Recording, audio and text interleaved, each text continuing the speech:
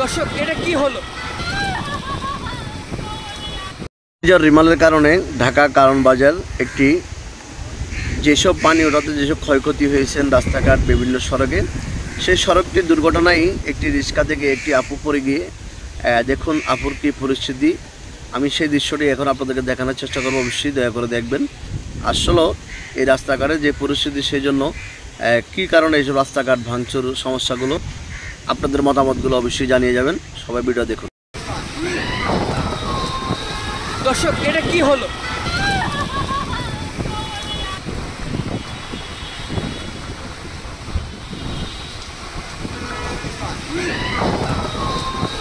দর্শক এটা কি হলো?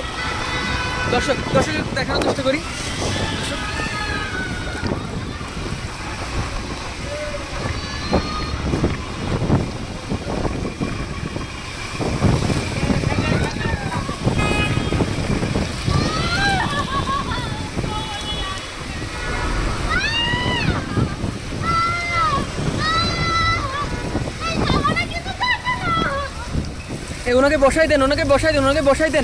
ওনাকে বসাই দেন, মাথায় পানি দেন।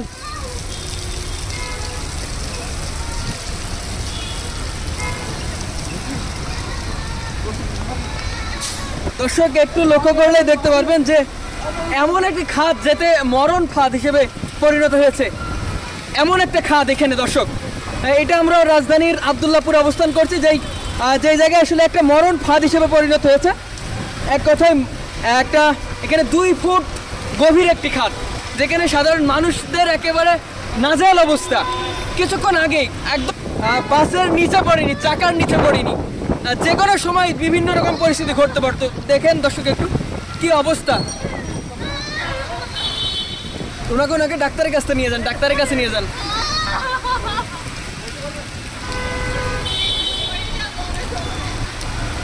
দর্শক এই যে এই খাতটাই কিন্তু এই ধরনের ঘটনাটি ঘটলো। দর্শক কি বলবো, এক কথায় জীবন নিয়ে টানাটানি হয়ে গেছিল, এক কথায় মৃত্যুর একটি ফাঁদ বলা চলে। এই জায়গায় যে গর্তটা দেখতে পাচ্ছেন, 2 ফুট, মিনিমাম 2 ফুট গর্ত, যে গর্তে কিছুক্ষণ আগে এই রিক্সাটি পড়ে এই আপুটির আসলে জীবন নিয়ে টানাটানি হয়ে গিয়েছিল।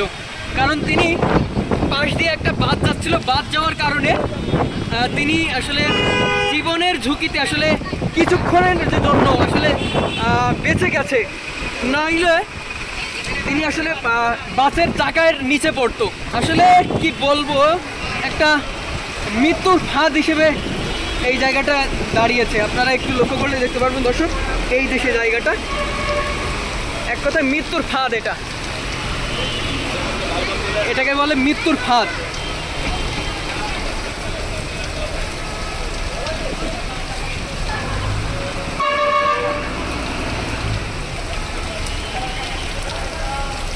আচ্ছা আপু, আপনার যদি লাগে ডাক্তারের কাছে নিয়ে যাই, দরকার হয়।